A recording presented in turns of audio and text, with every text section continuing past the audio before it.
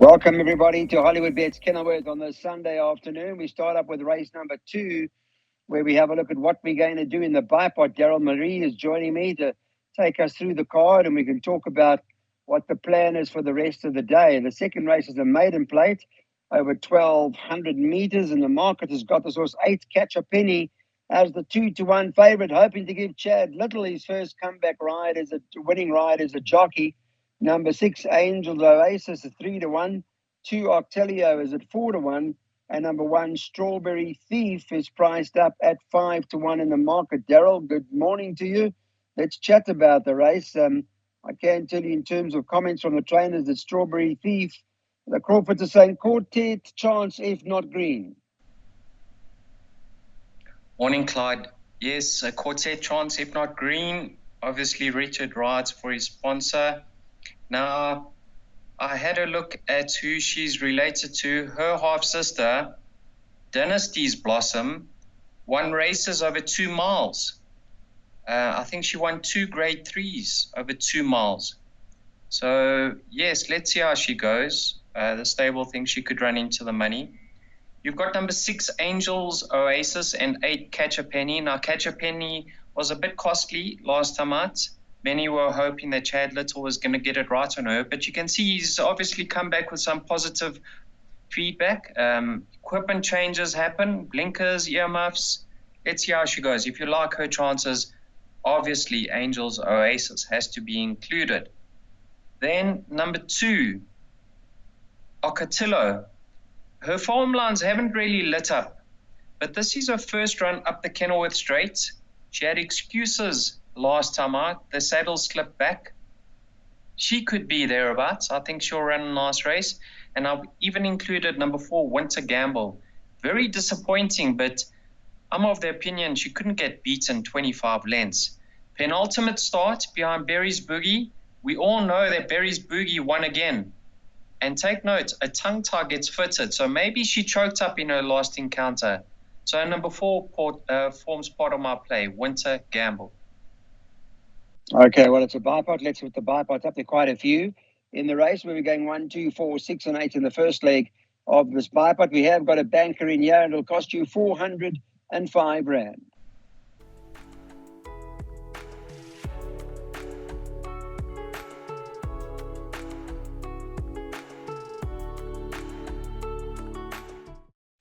Now we go on to the third race, Place Accumulator, over 1,600 meters.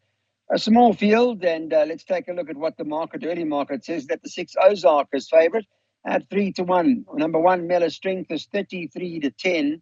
7, Hang Out the Stars, 7-2 with the 8, Beer with the Boys, and 4-1 about number 4, State Capital. You can get 10-1 and better about the balance.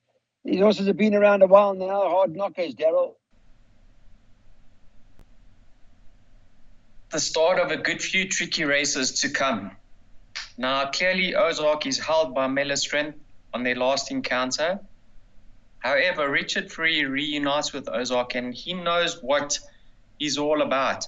The son of Oratorio likes to be ridden cold, and I think Richard will attempt to do just that and produce him as late as possible on the longer running. So I've included him.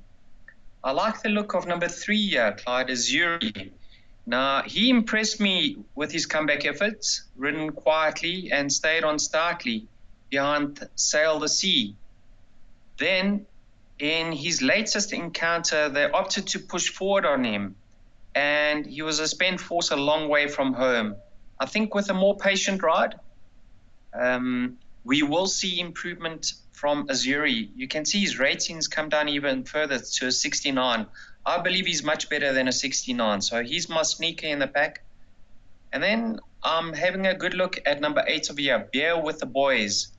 Now, what you need to take note of, he's a very likely raced son of Silvano, a 4-year-old son of Silvano. So he can only still improve with racing under his belt. But what catches my eye is that he's only rated a 65. Yes, the form line was franked midweek with Express Yourself winning from there, but I wouldn't read too much into that. I'm reading into the fact that he's better than a 65. Maybe his penultimate start when he went to Fairview was a distance too far for him at this stage. But I like the way he won last time out, and I think the penny's now finally dropping. So number 8, Beer with the Boys goes in, respect for 3 Azuri and 6 Ozark, but the race doesn't stop there. Yeah, I see that, and I see the place accumulator is tricky. You're spending that money, 324 Rand. It's not an easy perm. With the back, we're going couple of horses, but that's the play in the PA.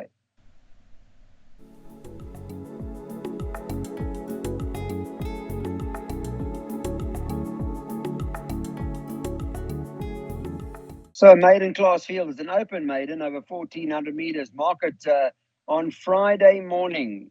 This is what they said. Number 10, we have a situation. Is at 5-2. 8, Little Lexi 3-1. Number 9, Alicia Asheville 4-1. And number 4, Warbird at 7-1. 8-1 about the 1 horse Bright Gold and the 6 Gusto Girl. And then you can get 16-1 and better about the balance. All right, it's a pick 6 situation, Daryl.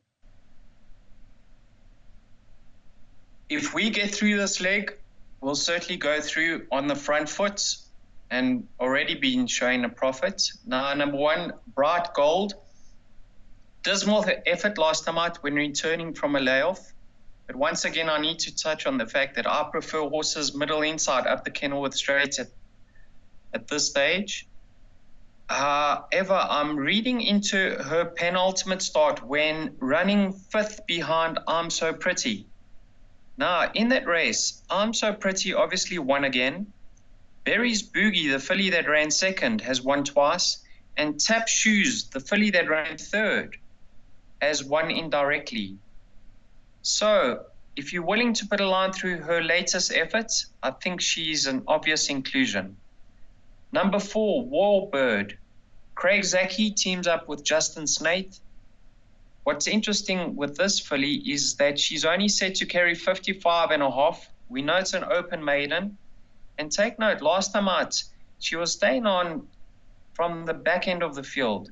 They've now opted to bring her back in trip and put a set of blinkers on her. And she finished alongside a filly that franked that form in Lavender Sky in her last start. So I think with the weight she's set to carry, she should be thereabouts. I'm hoping she can get it right. Number 4, Warbird.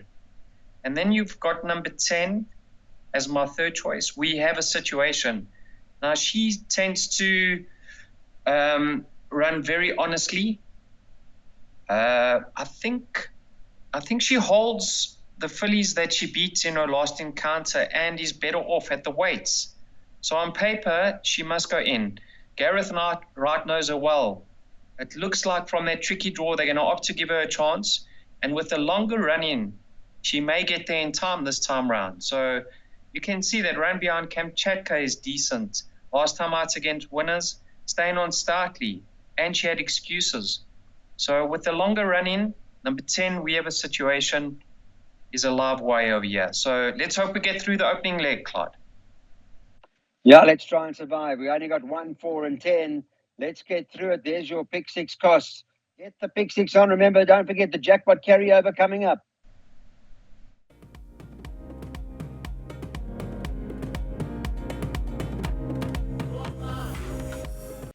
Well, 2 horses on the improve here. Victor Hugo, number 1, and the other one being number 11, Bounce Back. Let's take a look at the market, what they're suggesting we do in another open maiden plate. Number 11, Bounce Back, even money favourite. 1, Victor Hugo, 5-2. And then you got the 6 horse, Aria Vistas at 5-1. And the 10 Scottish Links priced up at 8-1, 10-1 and better about the balance. Is it just the 2 horses, Daryl, jackpots, or what's the plan with this 1 million Rand jackpot pool, hopefully? Open maidens, it's more tricky than what it appears on paper. You open the book, you'll see Bounce Back, lovely run last time out with the blinkers. Form lines being franked, he ran 3rd on that occasion. He was sandwiched in between 2 winners in Rich Folks Hoax and Scottish Kiss. So yes, strong winning claims, but then you have to read into the fact that he's jumping from the worst stall gate in 11, and he's carrying top weight 61.5 kilograms. So I don't believe he should be as short as what he is in the markets. So for that reason, I'm taking him on. Now, number one is a live wire. You have Victor Hugo. Lovely improvement in his second start. Now been stepped up in trip. He's got the aid of the best draw. But the problem is if they come to that outside running rail, which I'm not a fan of, you'd probably want to be drawn a little bit higher because you're going to be exposed up the middle of the track then. But that form line has been franked with Master of the Desert winning there. And if he loves a step up in trip, which I do believe he will, his siblings were 1,400-meter specialists, half-brother to their top sort in Riverstown. I think I'd be leaning towards him as the likely winner, number one, Victor Hugo. But the race doesn't stop there, Clyde. I thought number 6 did good work late in his last start, Ario Vistas. Number 8, Secret Passage. Wasn't impressed with his comeback efforts, but I think he's going to love the step up to the mile, being by Futura out of a Gray's Inn mare. And then have a look at number 10, Scottish Lynx. Came to the track with a bit of a reputation, the son of What a Winter. He's had his 2 runs up the straight, or one around the bend at Durbanville, over 1,000 meters. But have a look who the dam is, Archerfield. That makes him a half-brother to Battleground, who stays all day. So yes, he's unexposed of this distance.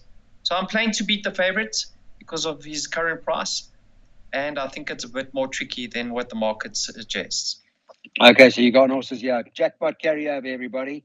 We are bankering number 9 in the second leg of the jackpot, as you can see, on Daryl's Perm. We're hoping Dawn Till Dusk will deliver for us, and we'll get this jackpot home.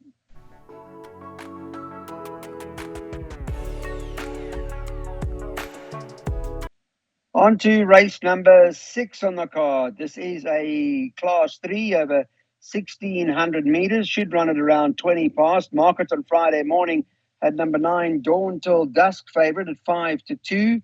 3, King Pele's 33-10. 7, Willie John, 11-2. And the 1, Prometheus at 6-1. They bet 7-1 and better about the balance. I know Dawn Till Dusk you'll play, Daryl. The form line's held up, barring Air Raid. The form line's done pretty well so far. And Clyde, don't read too much into Air Raid getting beaten midweek because, like I touched on, when racing comes to that outside running rail, it becomes very congested and a lot of horses get cramped and have excuses. I don't believe Air Raid ever got into full stride. Cal Forest, Thumb of Rule have won from there. You need to believe that this son of Trippy is on the upgrade in a solid way. I mean, he won his maiden in a work rider race. They then left the blinkers on over 1,200 or 1,250, and he flashed up late. They then removed the blinkers and tried him over a mile. If you watch that race carefully, Richard stayed on the winner towards the outside, Radicio. And Dawn Till Dusk was the only one that was finishing strongly up the middle of the track. It was a cracking effort. And obviously Radicio's won again. Then last time out, on the winter track, a short run in. He put the race to bed in a matter of strides. He turned into the straight well back, and it was a beautiful victory on his behalf. He's versatile. He can go forward. He can be dropped in. I believe they have to drop him in again, let him do his best work late. And now on the summer track, I think this is our play for the weekend. Number 9, Dawn Till Dusk. Yeah, well, JP van der Merwe has been riding really well. He's top of the game at the moment. And Dawn Till Dusk is our play of the day.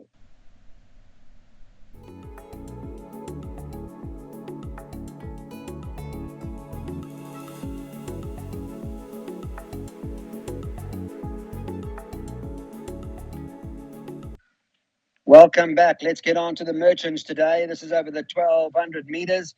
And let's see how they're betting on the Friday morning for the Merchants. They got top of the boards. Number 15, Mo Capitano at 13-2. It's an open race. 7-8-1 about the 13, Seeking the Stars.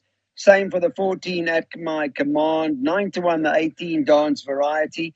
10-1 about 17, King of the Gauls. And then I think it's 12-1 about Cafe Vulture and Sergey. I like the 12-1 about Sergey, to be quite honest, Daryl. Clyde, you wanting to back the winner of the Merchant carrying 62 kilograms or 63 kilograms. I'm not saying he can't do it. He's a class act. Not easy to carry that weight. Yeah, not easy to carry that weight, but have a look at his course and distance. He's a good horse. And listen, there may be a bit of value, but we're paying attention to what you got to say. I'm not writing him off, but he doesn't form part of my play. I loved what I saw in Outlaw King last time out. He moved in slightly and he just tired late. Course and distance ideal, 54. He's got a jockey riding with a lot of confidence in Sean Veal. I'll make him a runner. Number 7, Outlaw King. Number 8, Future Variety. I mean, he's going to feel as if he's got loose with 57.5. You have a look at the weight he's been shouldering. And those have been prep runs. Also forms part of the Ziyasha form line. So I'm leaning towards that form line. Merchant. And I liked what I saw last time, Clyde. That weight, he got going very late. Number 8 can't do 57.5. So I wouldn't read too much into that. Like I said, I am leaning towards the Bantry Bay Stakes form line. Mo Capitano, what a lovely effort. He had excuses. He has been prepped for this race. He comes into this race 53.5 in cracking form, having his peak run. I think he's going to go very close. 3 from 4 over the course and distance. I don't think Richard Free would have got down to 53. If it was maybe 54, he might have opted to choose number 15. But I think he's very happy with his mount in King of the Gauls. He's a lovely sort. I just haven't included him because he hasn't had a prep going into this race. But, you know, they can get away with it over sprint distances. I mean, he's been off the track for 5 odd months.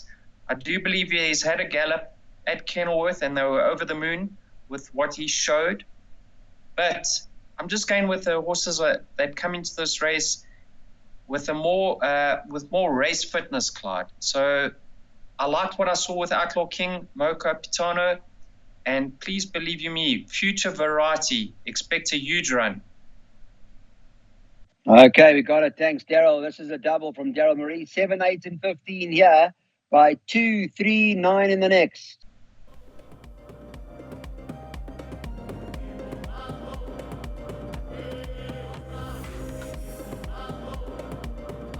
On to the last race on the card now. Let's take a look at what the play is for this event, and the market has got them as follows.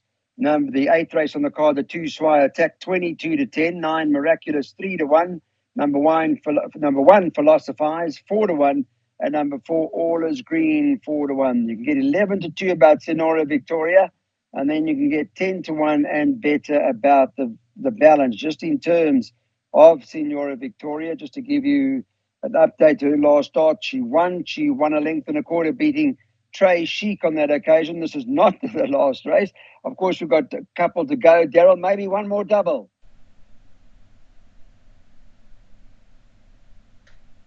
Clyde, I've opted to take an exacta box in this race. The last race is too difficult in my mind. Now, Senora Victoria was actually scratched midweek with this race in mind.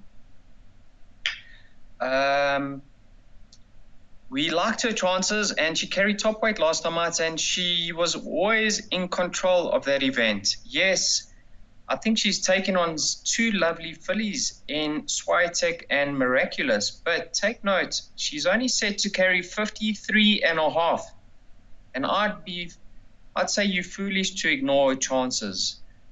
Mr. Sands' stables come to form. I think she's a runner here. I like her chances, and I do believe Rachel will suit her. Now, obviously, Swiatek and Miraculous have got a lot more scope for improvements. Swiatek's carrying 59. She picked up a penalty for running second behind Family Power, 2 kilogram penalty. That was on the winter track. Now the long run-in on the summer track will be more suitable for her. And she's met Miraculous twice in the past, in both her starts to date. She got the better of Miraculous on debut, and she beat Miraculous last time out. In saying that, Miraculous was a bit unfortunate in both of those starts, especially in her last start. She got caught wide, and I know she's got a tricky draw to contend with this time, but I'd prefer to see her being given a chance and run on, because she's got all the length of the Summit Track straight to run them down. So with the fact that she's 2 kilograms better off with Swiatek, I think she may narrow that deficit, if not reverse the form. So yes, I think we will make some money over here with that Exacta box. We're not going to be going to Hollywood with our profits, but a win is a win. Yeah, when we spoke to Eric Sands, he said there wasn't anything separating Senora Victoria and Russian Royal. Russian Royal ran the other day. And, well, I think she's much better than that run. Let's hope Senora Victoria can do better than that. So 239 Exactas, recommended Exacta box from Daryl.